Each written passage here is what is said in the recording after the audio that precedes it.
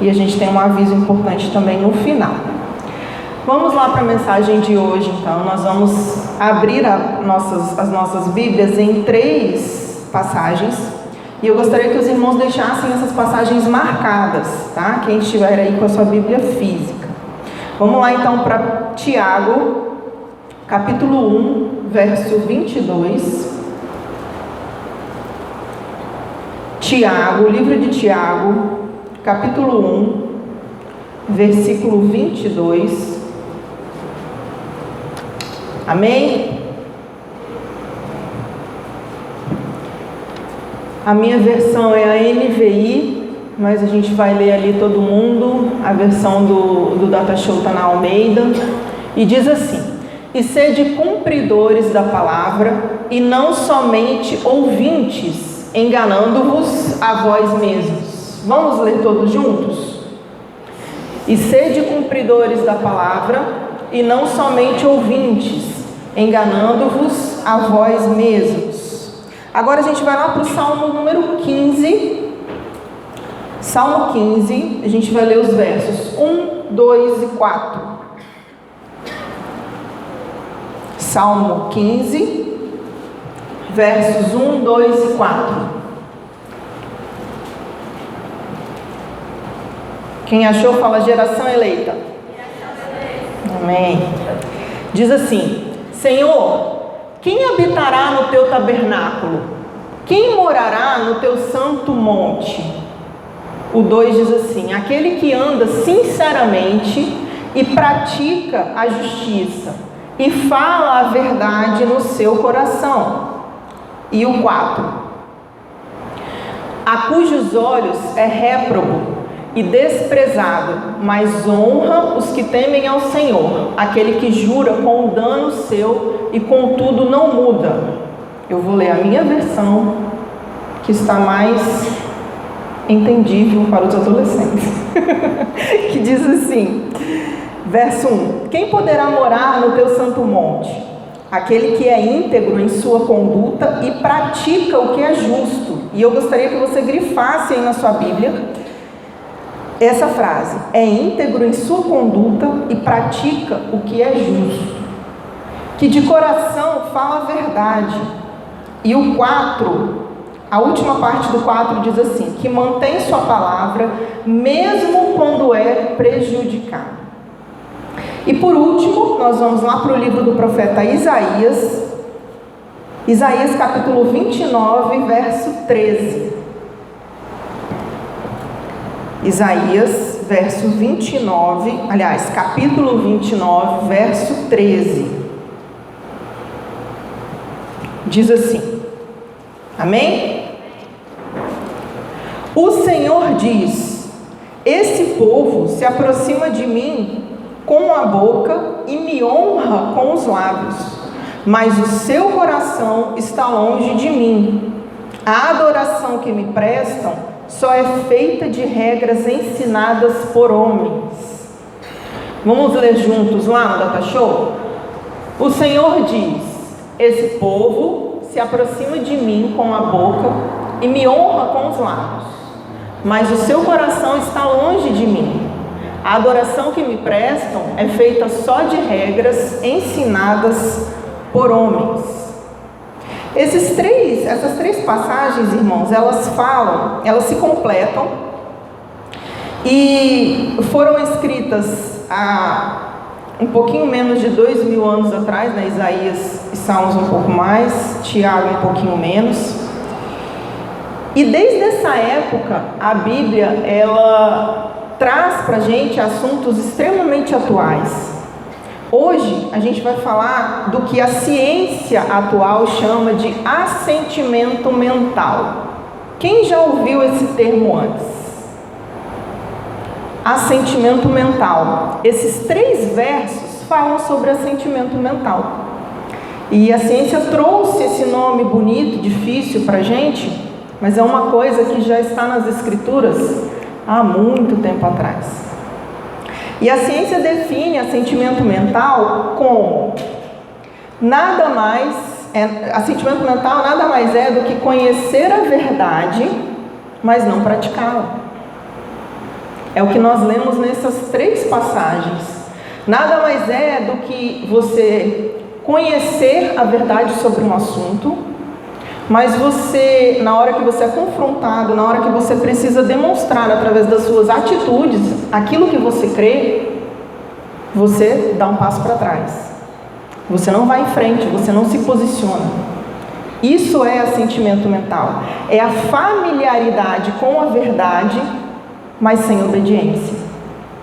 Hoje, nós temos um número muito grande de pessoas vivendo o assentimento mental dentro do cristianismo. Nós temos principalmente os adolescentes, os jovens, né?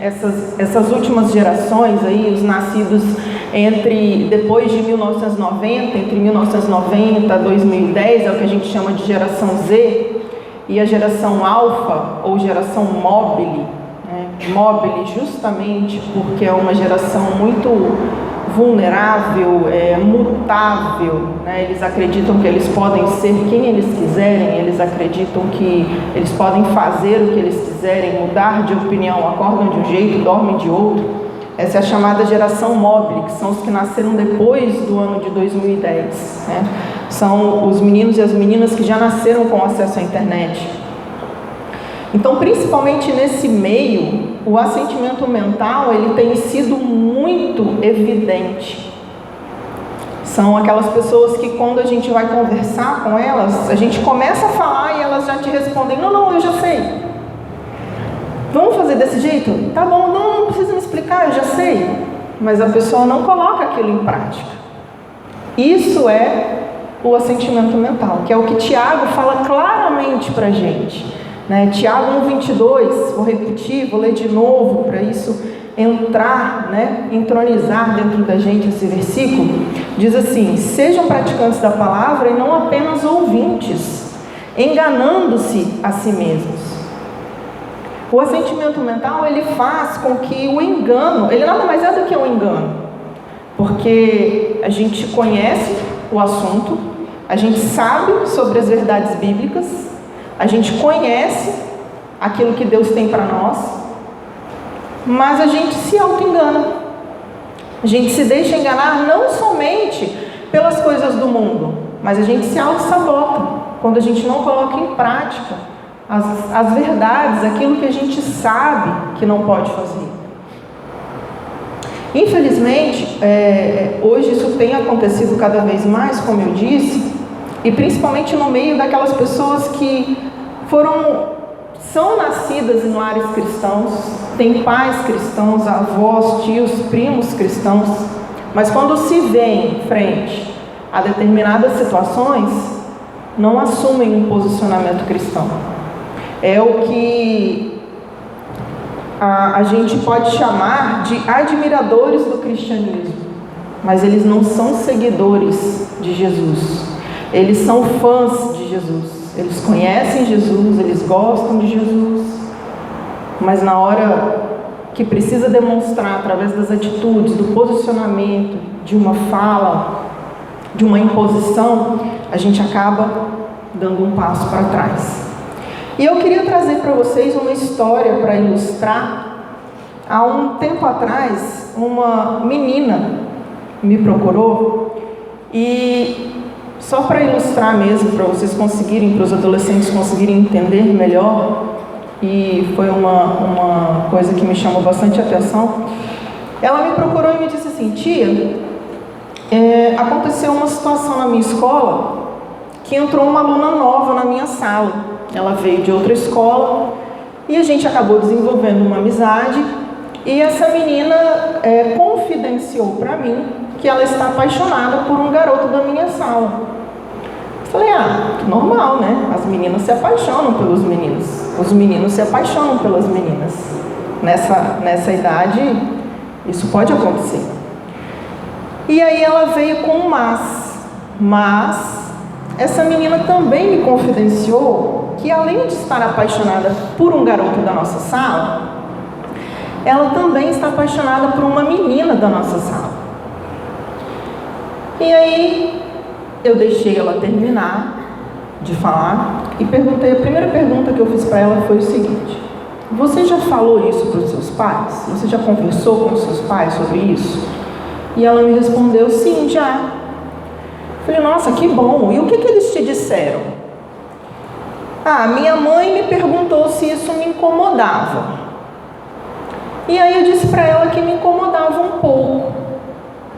E aí ela me disse que se não estivesse me incomodando muito, era para eu ficar quieta na minha. Mas se isso, mexesse comigo, estivesse tirando a minha paz, era para eu procurar a diretora e conversar com a diretora, contar para a diretora da escola. Falei, e seu pai compartilha da mesma opinião? Não. O papai falou para mim que é para eu não me meter, para eu me afastar da menina, não falar nada com ninguém, porque ele não quer ser chamado na escola para conversar e ele não quer que eu arrume problema na escola. Aí eu respirei fundo, falei assim, tá, e a sua opinião? O que você acha sobre esse assunto? E aí, graças a Deus, ela me deu uma resposta melhor do que a dos pais. Ela me disse assim, o meu medo, tia, é que essa menina contamine, influencie as outras garotas da sala e que essa prática se espalhe na minha sala. E com esse exemplo, irmãos, e aí eu conversei com ela, enfim, com esse exemplo eu quero trazer para vocês um exemplo prático que aconteceu esses dias e que acontece na vida dos nossos filhos, na vida dos nossos adolescentes, dos nossos jovens, e é muito mais comum do que nós imaginamos. E a nossa resposta, como adultos, como pais, como responsáveis, ela vai ditar a conduta desses meninos. E nós não podemos, como exemplo para eles, deixar que o assentimento mental tome conta da gente nessas situações. Por quê? Porque são pais que conhecem a verdade, são pais que conhecem a palavra, mas na hora de se posicionar, foram os primeiros a incentivar a filha a dar um passo para trás. Será que é isso que Jesus faria? Será que é isso que Jesus gostaria que essa menina fizesse, que ela respondesse? Lá em Isaías 29:13, vamos voltar lá em Isaías 29:13, projeta para a gente, Mateus, por gentileza. Isaías 29:13, ele fala, o profeta Isaías aqui, o Senhor está usando a boca de Isaías para falar ao povo de Israel, o mesmo Deus que falou lá para esse povo, através de Isaías, ele fala para a gente hoje. Ele fala que esse povo se aproxima de mim com a sua boca e com os seus lábios, e me honra, mas o seu coração está longe de mim.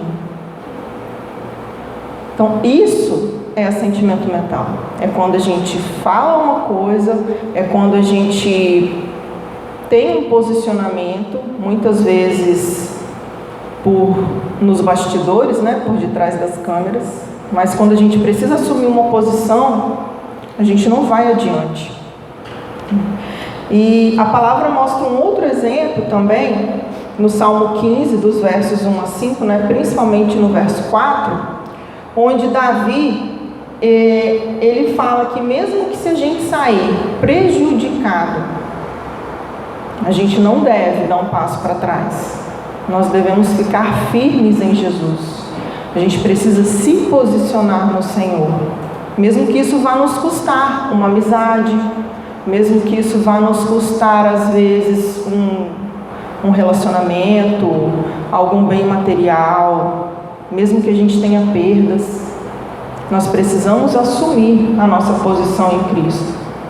A gente não pode envergonhar o Senhor, envergonhar o Evangelho através das nossas atitudes. A gente precisa aplicar na nossa vida aquelas verdades que a gente tanto fala, aquele ditado popular, faça o que eu falo, faça o que eu mando, mas não faça o que eu faço. Isso não se aplica a gente. Nós somos de Jesus. A nossa palavra deve ser sim, sim, não, não. E a nossa atitude também. Então que que nessa noite a gente tenha coragem, a gente tenha ousadia para colocar em prática tudo aquilo que a gente aprendeu na palavra, que nós temos aprendido na palavra, tudo aquilo em que a gente crê, a gente confia. Assentimento mental, ele é o contraponto, ele é o contrário da fé. Porque nesse termo bonito que a ciência, né, colocou o nome, a gente acredita, mas a gente não pratica.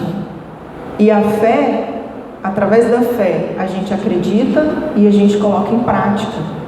Mesmo que a gente não veja, mesmo que a gente não sinta, nós precisamos aumentar a nossa fé e colocar as coisas de Jesus em prática, aquilo que a gente crê em prática. Então que hoje a gente saia daqui com essa palavra, pensando, essa palavra mexeu muito comigo, pensando, o que eu preciso, onde eu tenho errado, Senhor? Que a gente pergunte a Deus hoje, quando a gente colocar a cabeça no travesseiro: Senhor, sonda o meu coração e me mostra onde eu tenho errado. O que eu tenho feito, que eu sei da verdade, que eu acredito, mas que eu não pratico? Quando eu preciso praticar, eu dou um passo para trás.